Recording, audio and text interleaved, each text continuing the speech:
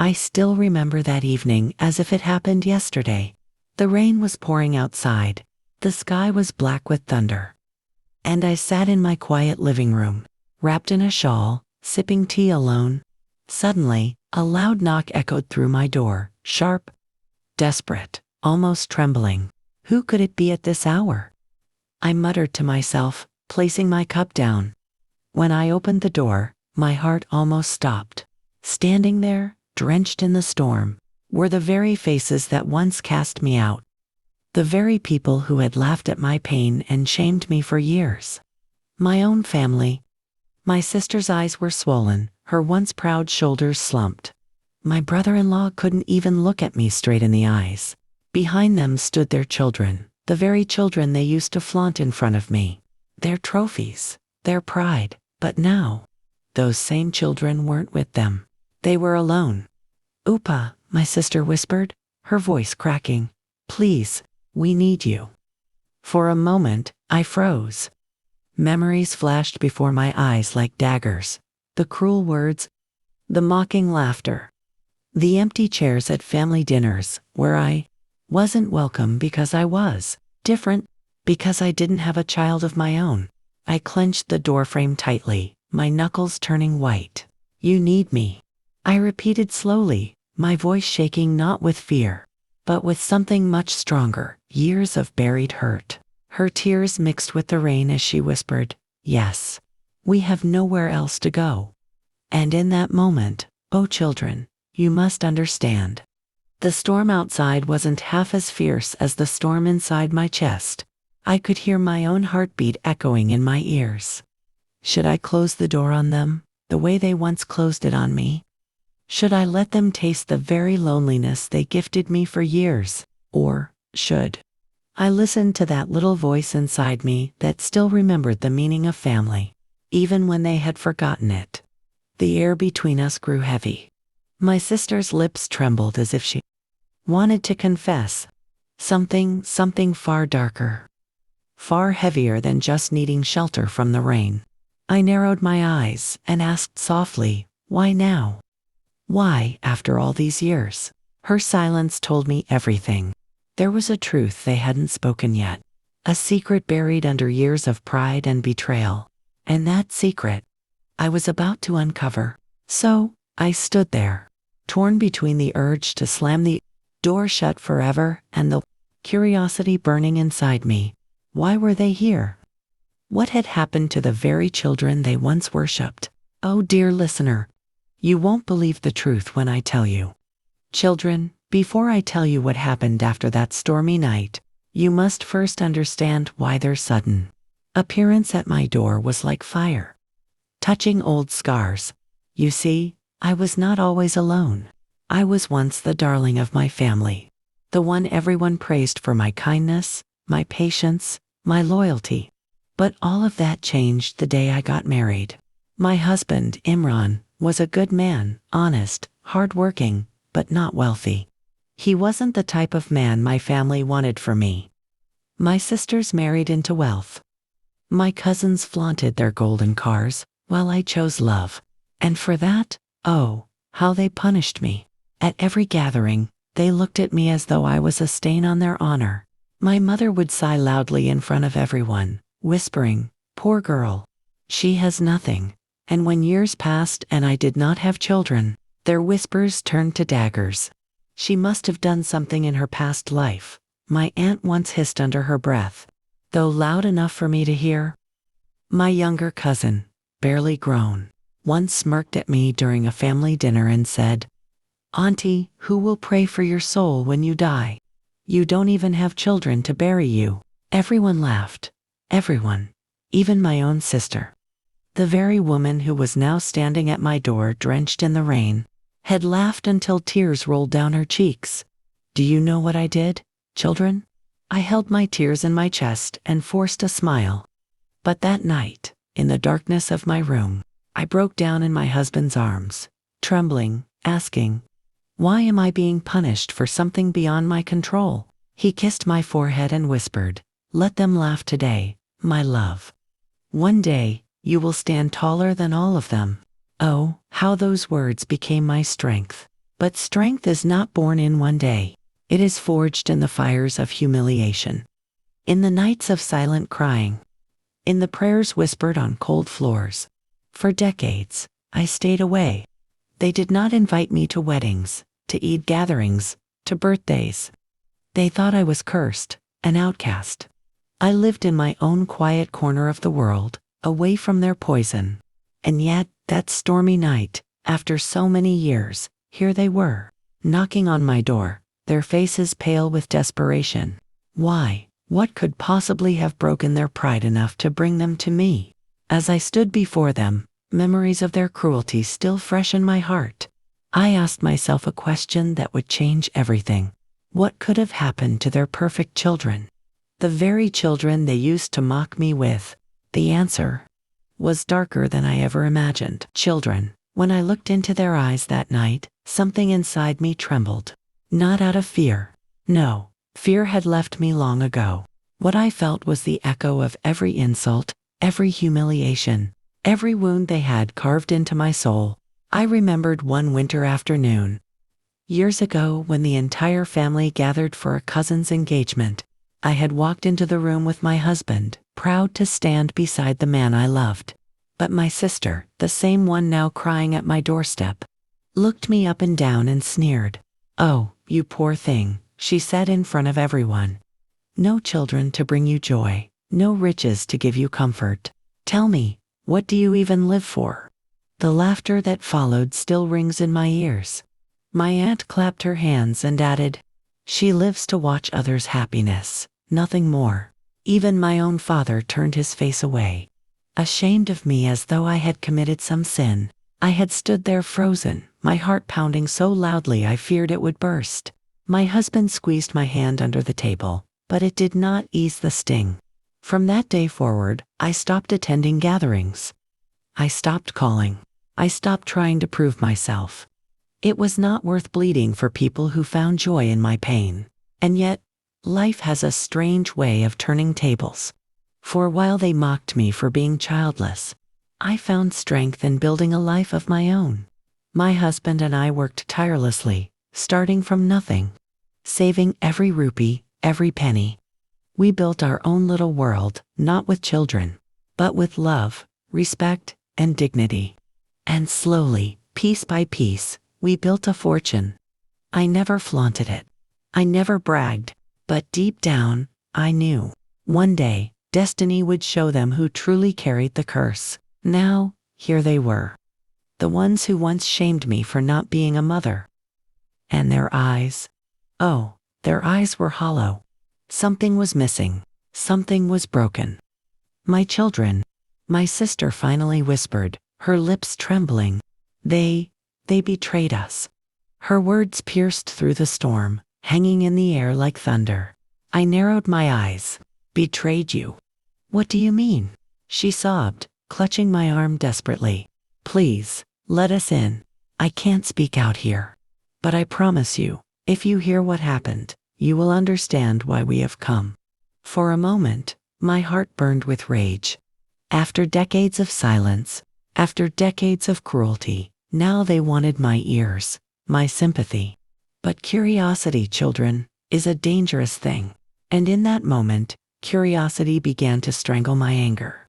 So, I stepped aside and let them in. But I did not know then that by opening my door, I was also opening the door to a truth so twisted, it would shake the very foundation of everything I thought I knew. Children, as the storm roared outside, I let them step into my home, the very home they once said I would never have. Their wet shoes left muddy prints on my polished floors. Their shivering hands reached for the warmth of my fire. For a moment, I stood back and simply watched them. They looked so small now, so broken. These were the same people who once walked with their heads held high, boasting about their perfect families, their obedient children, their grand achievements. But now, they looked like beggars at my doorstep. My sister clutched the edge of her shawl, her hands trembling. Her husband sat on the couch, his face pale, his eyes avoiding mine. And then she whispered again, her voice hoarse, "Our children. They have turned against us." I raised an eyebrow. folding my arms. Turned against you. How? You raised them as your pride, your honor. You told the world they were your jewels. What happened to those shining jewels now? Tears filled her eyes. She looked at me as though I was holding her life in my hands. Opa, please.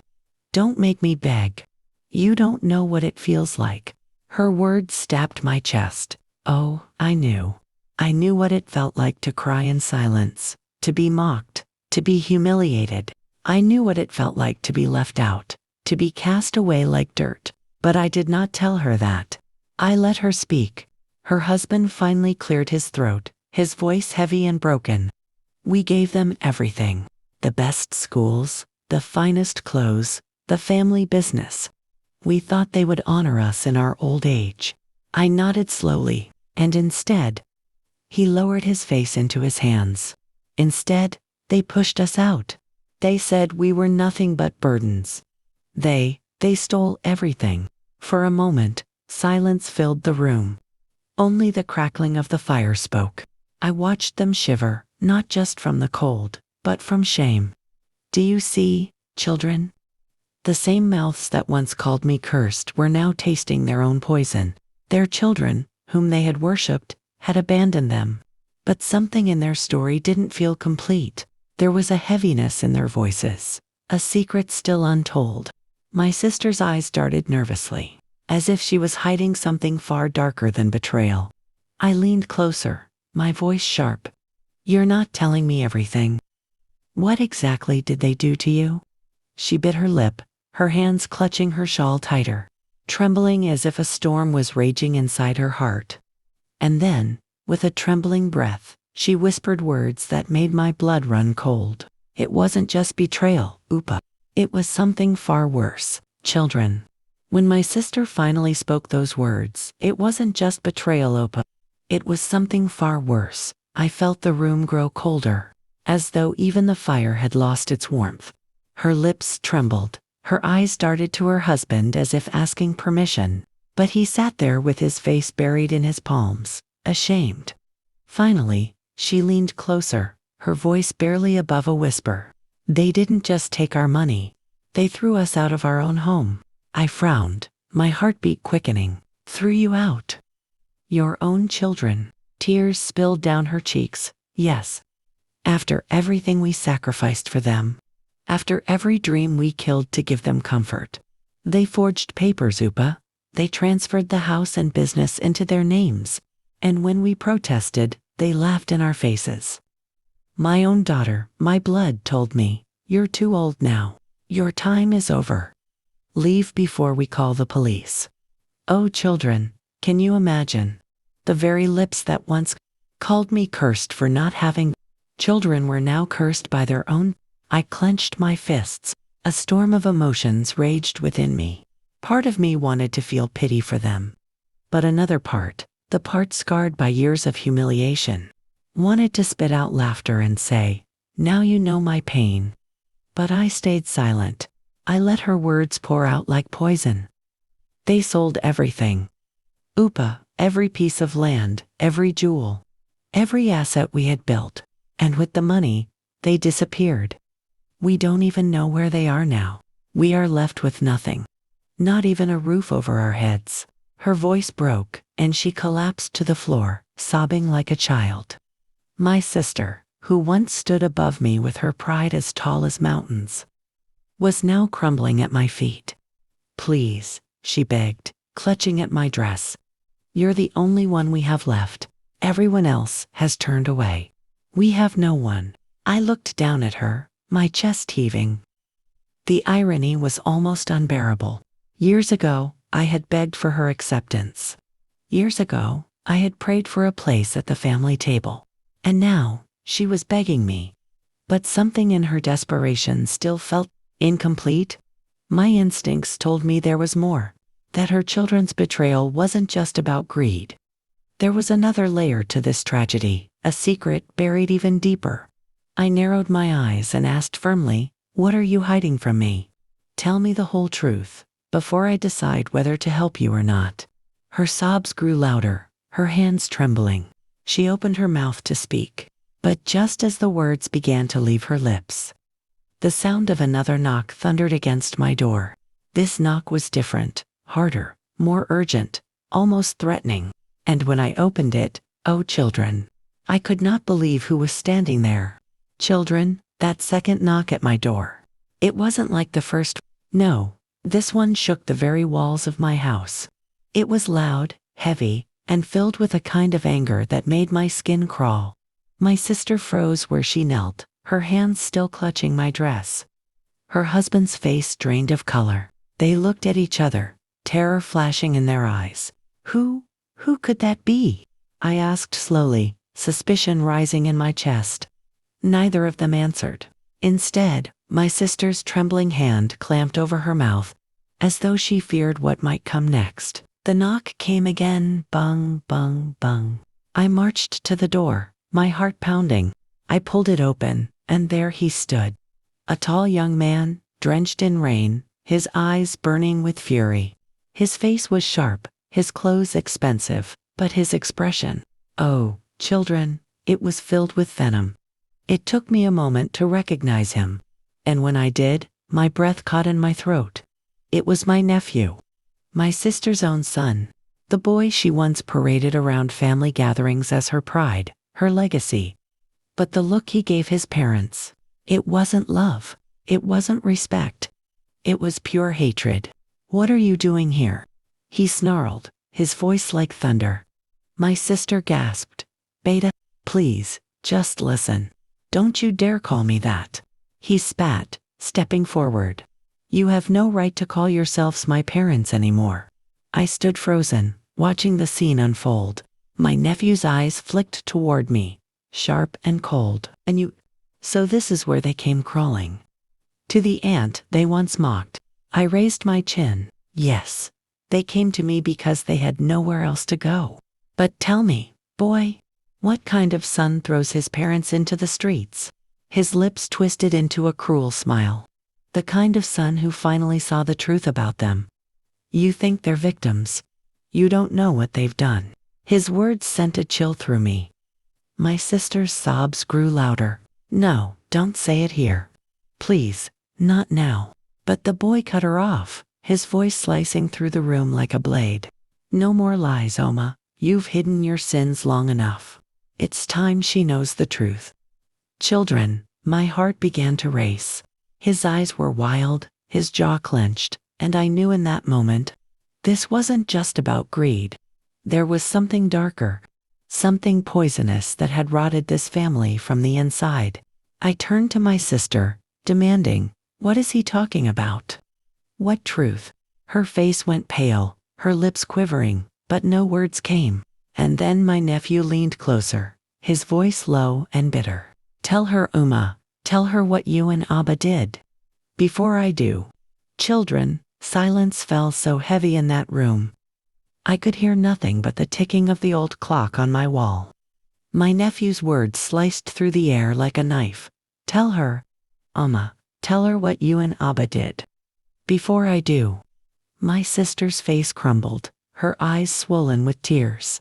Her husband stared at the fire, as though hoping it would swallow him whole. They didn't answer.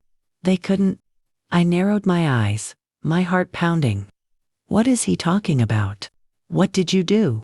My nephew let out a bitter laugh. A laugh that sounded far too old for someone so young. All these years, you believed they were noble parents, honorable people. But no, Kala. They are liars, hypocrites, and everything they're suffering now, they brought it upon themselves. My sister sobbed louder. Stop it, please. Don't say another word. But he didn't stop. His voice only grew sharper, colder. They raised us to be trophies, not children. Do you know what that feels like? To be paraded around, shown off like property. They controlled every choice we made, our schools, our friends, even the people we loved. If we disobeyed, we were punished, beaten, silenced.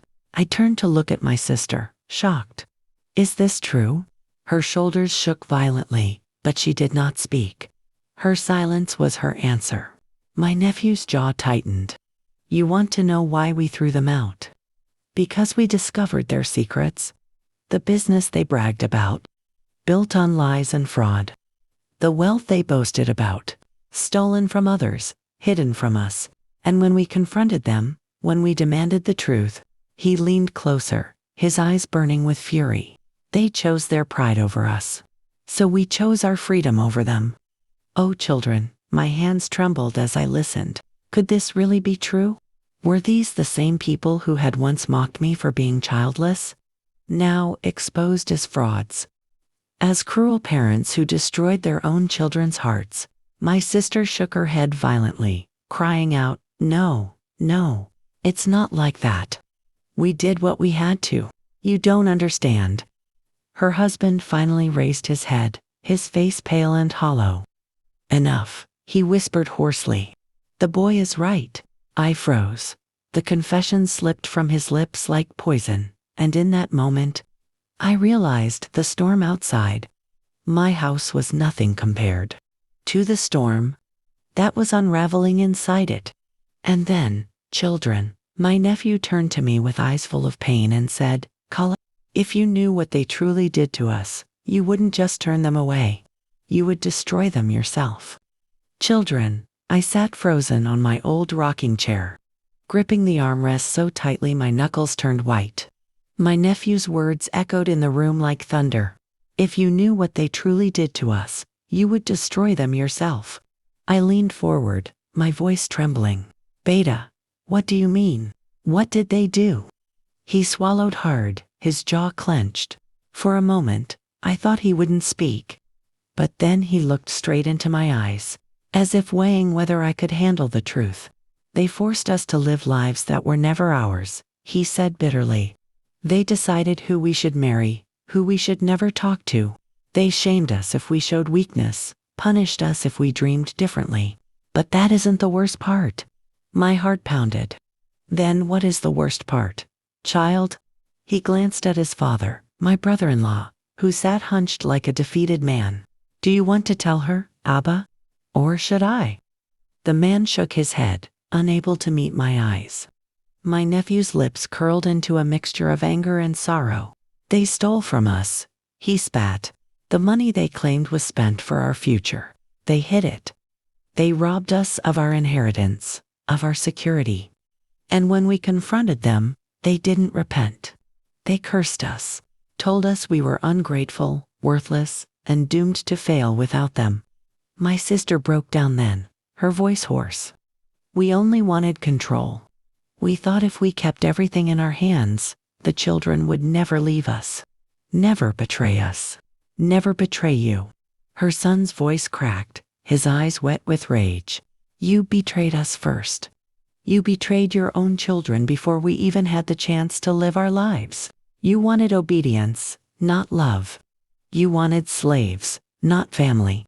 Oh, children, the pain in his voice cut through me. I had no children of my own, but in that moment, I could feel the weight of every wound they carried. And I realized something powerful. Sometimes it isn't the absence of children that destroys a family. It's the poison of pride. The storm outside howled louder, as if the heavens themselves were bearing witness to their shame. I took a deep breath and said quietly, "So that is why you cast them out. That is why they are here now, crawling back after decades of mocking me." My nephew nodded, his face pale but resolute. "Yes, Kala, and now you have a choice to make. You can take them in, or you can let them taste the loneliness they forced upon you all those years ago." Children, my heart was torn. They had mocked me, abandoned me, and now betrayed their own children. But blood is blood. And still, a small voice inside me whispered, "What if forgiveness is the sharpest revenge of all?" Children, that night felt heavier than any storm I had ever seen. Lightning cracked across the sky, and in that flash of light, I saw all their faces, my sister, her husband, their broken children. Shame sat on their brows like an iron crown. I spoke softly, but my words cut sharper than a knife.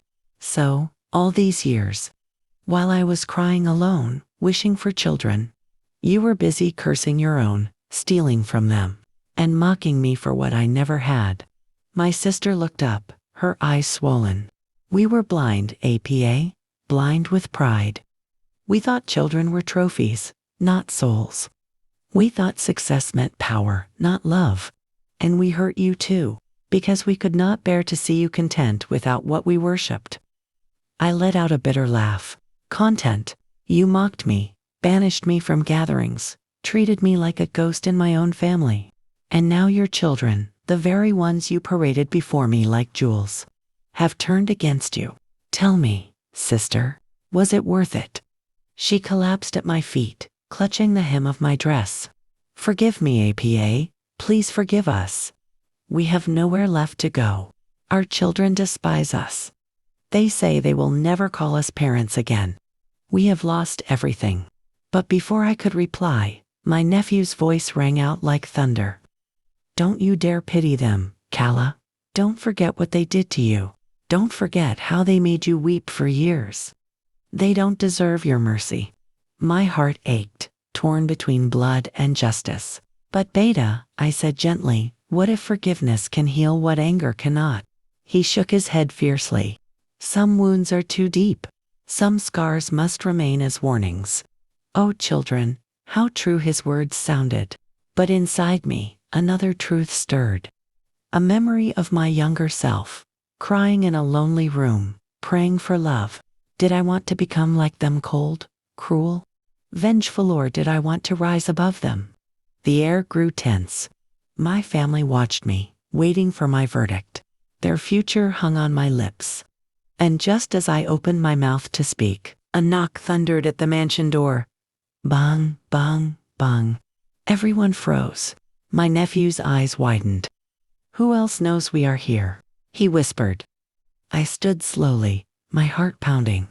Perhaps, I said, the past has more visitors yet to arrive. Children, when I opened that heavy wooden door, I never expected to see the face staring back at me, a face I thought I would never see again. Children, when I pulled open that heavy door, the storm wind nearly snatched it from my hands. But the sight before me stole the very breath from my chest. There stood a man, drenched from the rain. His face lined with years of suffering.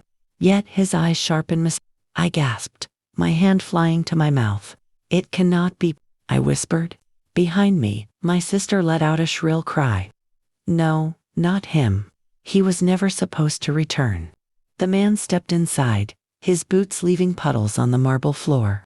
His voice was calm, but every word carried weight like iron chains. Oh, but I have returned. After 30 years of silence. After 30 years of being erased from this family's history. I stand here now. And tonight, the truth will no longer be buried. My nephew stared, confused. Who are you? Why does my father tremble like a child at your sight? The man's eyes burned into my breast. Tell them, tell your children what you did to me, or shall I? The room grew deathly silent. My brother-in-law sank into the sofa, his face pale as ashes. His lips quivered. We told everyone you left of your own choice. That you abandoned us. The man's voice cracked like thunder. Lies. You cast me out because I discovered your thefts. I threatened to expose you, and you betrayed me your own blood. You stripped me of my home, my name, and you made me vanish from their lives. And all these years, you told them I was the traitor. My sister broke down in sobs, but he ignored her. His eyes softened only when they turned to me. APA, you were the only one who searched for me. You were the only one who never believed their lies. Tonight, I will see justice.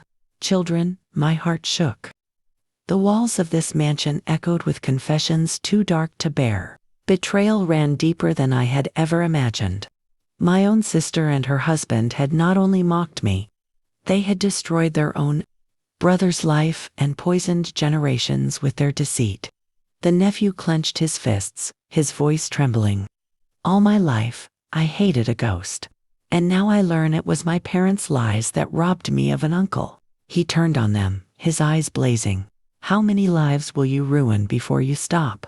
Thunder crashed outside as if the heavens themselves demanded retribution. Children, I knew then justice could no longer wait. The storm outside was nothing compared to the storm about to erupt in that room. Children, silence filled the room, so thick, I could hear my own heartbeat pounding in my ears. The storm raged outside, but the storm within these four walls was fiercer. The man my long-lost brother stood like a ghost returned from the grave, his eyes never leaving the trembling figures of my sister and her husband. You thought I would remain buried forever, he said coldly. You thought time would erase me. But time does not kill truth. Truth always finds its way home. My nephew, his fist shaking, turned to his father. Is it true? Did you really steal from him? Did you really destroy his life just to protect your own greed? His father could no longer lift his head.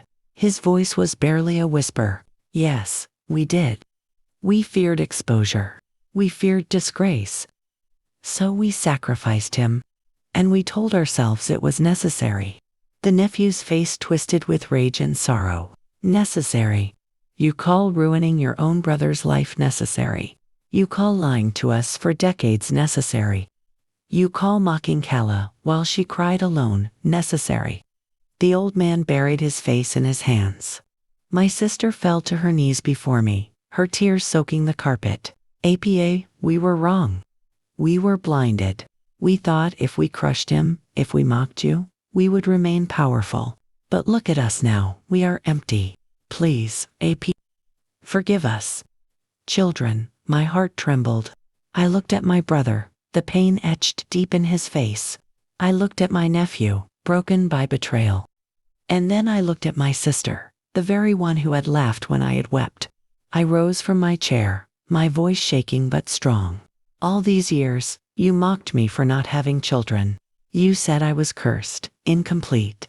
But tonight, it is not I who stands cursed, it is you. 4 children are not a blessing when they are raised on lies. They become a curse to those who poisoned them. My sister sobbed harder, clutching at my feet. APA, don't say that. Don't abandon us now. We have nothing left but you. And oh children, for the first time in years, I felt power, not the cruel power they once held over me, but the power of choice. Would I cast them out as they once cast me? Would I close the door, leaving them to the same loneliness they forced upon me? Or would I rise above, showing them the mercy they had never shown me? The room held its breath, waiting for my decision. Children, I stood there with their fate in my hands, the storm howling at my back. And I asked myself, was forgiveness the sharpest blade of all? Or was it justice? Children, my hands trembled as I looked at the faces. Before me, faces that once laughed at my tears. Faces that once turned me away from family doors. Faces that now begged for mercy. My sister's voice cracked as she clung to my dress. APA, don't abandon us. We mocked you, yes. But we are still blood. I remember Without the day you, he we left, have nothing. the way the My sunlight nephew caught his shouted hair. bitterly, let them rot. It feels like a Kala, lifetime they ago deserve now. the same cruelty they gave you. Throw them out into the storm. Let them taste loneliness the way you did. And then my brother, the one they had erased, the one they had buried in lies, stepped forward. His voice was steady, but I saw the fire in his eyes. APA, this is your decision. You suffered because of them. You cried alone because of their pride. Tonight, you have the power to end this however you choose. Children, my heart felt torn in two.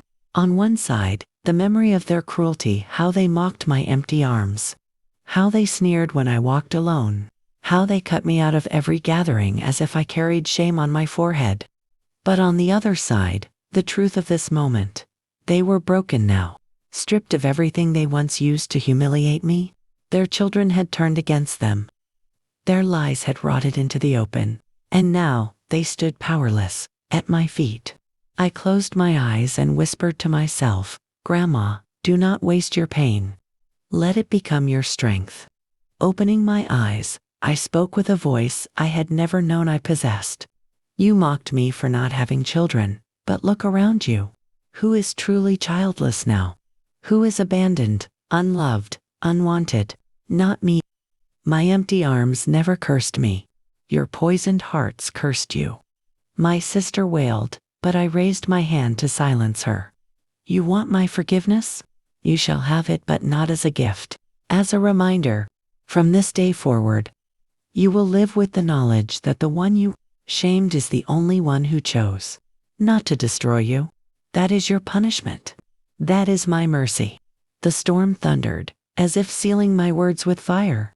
Children, they collapsed before me, sobbing like children themselves. My nephew and my brother watched in stunned silence, and for the first time in decades, I felt the chains of shame lift from my shoulders. I was no longer the barren woman they mocked. I was the grandmother who held power, who gave mercy where cruelty reigned, and who turned betrayal into wisdom. Children, I thought the storm had ended that night. But the true calm that followed carried a lesson more powerful than revenge itself. Children, when the storm outside finally quieted, a strange silence filled the house. It was not the silence of fear, nor of shame, but of truth finally spoken aloud. For the first time in decades, every hidden wound had been revealed, every lie laid bare. My sister and her husband sat broken before me, no longer the proud rulers of family gatherings, but humbled souls, stripped of every mask. My nephew stood tall, no longer chained by lies, but free at last to see the truth. And my brother, the one they cast out, stood beside me. His presence a reminder that no betrayal can bury justice forever. I looked at them all, my voice soft but steady. Children, listen to me well. I spent my youth being mocked for not having children. I cried myself to sleep, thinking I was incomplete. But tonight, I see the truth. Parenthood without love is not a blessing, it is a curse. Children raised with cruelty will not hold you up in old age. They will turn away from you, just as you turned away from me. Tears streamed down my sister's cheeks, but I did not soften my tone. You mocked my empty arms, but those arms carried peace. Yours carried pride, and see where it led you. Remember this: it is not the number of children that makes a family strong. It is the love you plant in their hearts. The room fell into silence, and I could almost hear the echoes of generations yet to come listening to this truth. I stood tall, feeling lighter than I had in years. "I forgive you," I said at last. "Not because you deserve it, but because I deserve peace. And peace is the greatest revenge against cruelty." My nephew placed his hand on mine, his eyes full of respect.